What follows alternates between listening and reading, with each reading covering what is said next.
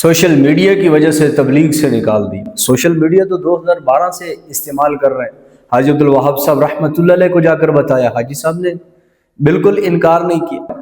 2012 سے لے کے 2018 6 سال کا عرصہ حاجی عبدالوہاب صاحب نے تبلیغ سے نہیں نکالا۔ کسی تبلیغی نے کوئی ٹارگٹ نشانہ مولانا کی طرف نہیں کیا سوشل میڈیا کے اعتبار سے۔ 2012 سے 2025 13 سال ہو چکے ہیں سوشل میڈیا استعمال کرتے ہوئے۔ اب یاد آیا ہے کہ سوشل میڈیا کے ذریعے مولانا کو باہر نکالنا ہے۔ کتنا بڑا جھوٹ اور پروپیگنڈا کیا جا رہا ہے۔ سب سے پہلے مولانا جمیل صاحب کی زبانی آپ یہ ویڈیو سماعت فرمائیں۔ میڈیا استعمال کرنا شروع کر دیا، اس لیے نکال دیا۔ یہ تو میں 2012 سے استعمال کر رہا ہوں۔ عبداللہ صاحب کو میں نے خود جا کے بتایا کہ جی میں میڈیا میں آ گیا، تو انہوں نے بالکل انکار نہیں کیا۔ اور پھر اس کے بعد میرے جب وہ پہلے ایک ٹولہ نکلا، پھر دوسرا نکلا، پھر میرے بیان ہوتے تھے۔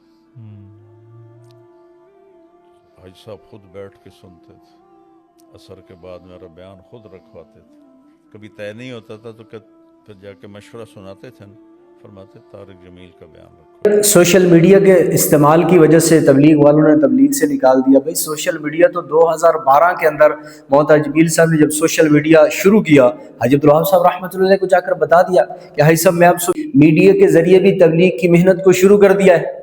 تو حاجی صاحب نے تو نہیں نکالا مولانا جمیل صاحب کو۔ اس میڈیا کے استعمال کے باوجود بھی حاجی عبدالوہاب صاحب رحمۃ اللہ علیہ مولانا طارق جمیل صاحب کے بیانات اکثر رکھوا رہے ہیں۔ اجتماعات کے اوپر بھی، پرائیویٹ مرکز کے ممبر کے اوپر بھی اکثر بیانات مولانا جمیل صاحب کے حاجی عبدالوہاب صاحب رحمۃ اللہ علیہ رکھوا بھی رہے ہیں اور خود بھی بیٹھ کر سن بھی رہے ہیں۔ اب 13 سال ہو چکے ہیں، تو اب اچانک کیسے نکال دیا گیا ہے؟ صرف جھوٹ پھیلایا جا رہا ہے، پروپیگنڈا کیا جا رہا ہے، اور علماء سے لوگوں کو متنفر کرنے کی ناکام کوشش محنت کی جا رہی ہے۔ حقائق کسی سے نہیں چھپ سکتے۔ دنیا بھر کے اندر موبائل نے تہلکہ مچا دیا ہے۔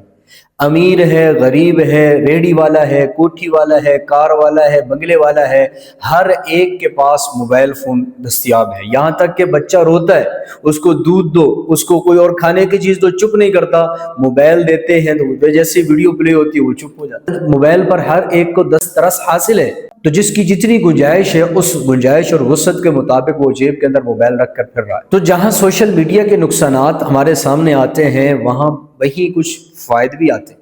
سوشل میڈیا کے ذریعے کتنے گھر ٹوٹ گئے، سوشل میڈیا کے ذریعے کتنوں کے جو ہے دنیا اجڑ گئی، دنیا ہی برباد کر کے بیٹھ گئے۔ اور وہیں پر سوشل میڈیا کے بہت زیادہ فوائد بھی ہمارے سامنے آتے ہیں۔ ان میں سب سے بڑا فائدہ یہ ہے کہ دین کی نشر و اشاعت کے اندر بھی اس کو استعمال کیا جا سکتا ہے۔ اس وقت نوجوان طبقہ جو ہے نا 95% بغیر موبائل کے وہ سوشل میڈیا کے ساتھ جڑ چکا ہے۔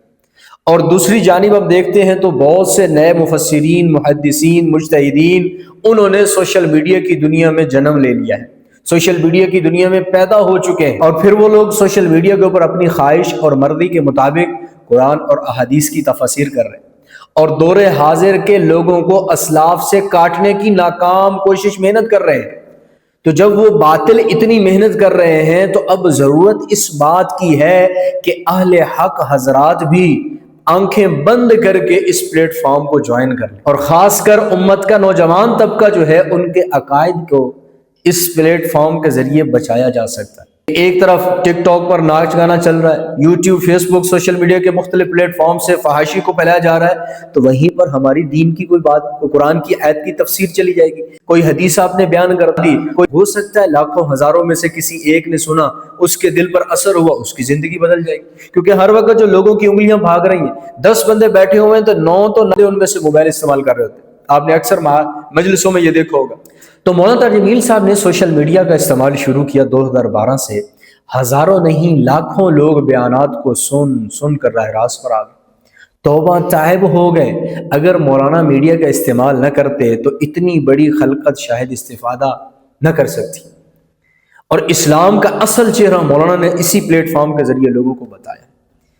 اور فرقہ واریت کی آگ بجھانے میں مولانا کی کیا کاوشیں ہیں سب کے سامنے، کسی سے ڈھکی چھپی نہیں، سب کو قریب کرنے کی محنت کوشش، مسلکی اختلافات کو بھلا کر سینے سے لگانا، شاید کلمہ گو ہے، شاید توبہ طائب ہو جائے، اللہ اس کے رسول کی تعلیمات پر چل جائے، شاید آتمہ ایمان پر ہو جائے، ہر ایک کو قریب کیا ہے۔ اس قریب کرنے میں شیعوں کو ملے ہیں تو کسی مسلکی جماعت نے مولانا کو مرتد کا، گستاخ صحابہ تک کہہ دیا، اور جو جی میں آ رہا تھا کل کے جو مولانا جمیل صاحب کی جتنی تجربہ ہے، جتنی دینی خدمات ہے، اتنی عمر بھی نہیں ہے، 20 25 سال 30 سال کے، اب کہہ رہے ہیں مولانا گستاخ رسول ہے، مولانا نے ڈنڈی ماری ہے حیات و صحابہ کے اندر، کتنا بڑا جھوٹ پھیلا رہے ہیں۔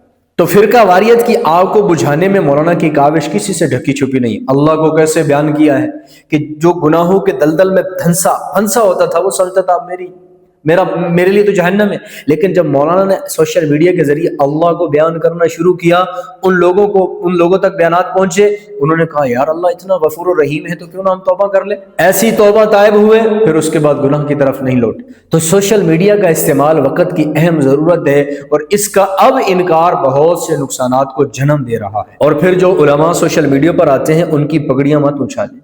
اب جب انسان کی شہرت ہوتی ہے، مشہور ہوتا ہے، محبت لوگوں کے دلوں میں بیٹھتی ہے، ساتھ حاسدین کا ٹولہ بھی آ جاتا ہے، حسد کرنے والے بھی آ جاتے ہیں، تو اس لیے آپ علماء حق کا ساتھ دیں، ان کو سنیں، ان کے مخالفین کا جہاں موقع محل ملے ان کو جواب بھی دیتے رہیں۔ اللہ ہمارے علماء اہل حق کی ہر شرور و فتن سے حفاظت فرمائے۔